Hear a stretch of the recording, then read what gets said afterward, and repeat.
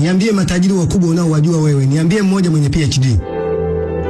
Yaani ujue the more una spend time kufanya jambo fulani na mwingine naye anafanya jambo lingine nje ya wewe.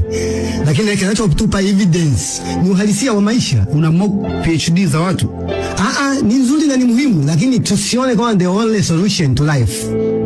Ni lazima watu wasome na ni muhimu watu wasome. Lakini unaposoma msiwaeleze watu vitu ambavyo sio reality, kwa sababu kwenye maisha kuna reality. Nikiangalia reality na niambia mtu apate taaluma, lakini inayo connect kwenye kipawa, kwenye nature. Wewe ukiwa mwandishi wa habari, ukasomea uandishi wa habari, uta excel. Wengi wanasomea hizi fani out of who they are. Nature haijui ujinga wala umaskini. Yeyote anaye violate nature ajibandae kupambana na matokeo magumu.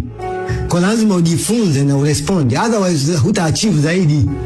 Kwa sababu haya mambo yote tumepewa ili tuishi vizuri tu, hakuna lingine. Kwa hiyo ukiignore unaweza kuishi vizuri kwa nguvu na ungeenda zaidi ya hapo. Taniambia mbona huyu yuko hivi na amefanikiwa? Angekwenda zaidi ya hapo. Sasa inawezekana karidhika kwa sababu ameachieve hicho kidogo, lakini kumbe angeweza kufanya zaidi kama angeelewa alivyo na kajaribu kuadjust. Kama ambavyo nilikwambia kwamba mwanadamu ana nafsi, ana roho, ana mwili. Nafsi inakula maarifa, roho inakula imani, mwili unakula lishe. Sasa huwezi kubalance. Kama hauna balance kwenye hayo maeneo, huwezi kuwa stable. Nafsi ni utashi, hisia na akili ya mtu.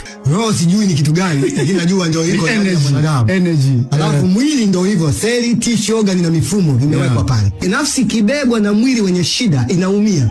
Vita huwa inaanzia kwenye roho. Okay. Alafu inakuja kwenye nafsi. Vikizidiwa vyote viwili, mwili ndio unatolewa kafara. Ndio maana unaona mtu ni msomi bado na complain kama ambaye hajasoma. Kwa nini? Ile taaluma ni mzigo kwake. Akili haijafunguka kuona fursa. Kwa nini? Haiko connected na nature. Hivi ukamchukua George ukamsomesha sanaa za maonyesho toka akiwa na miaka 5, angekuwa wapi saizi? No. This is what it is. Yeah. Lazima tujifunze kuona kwa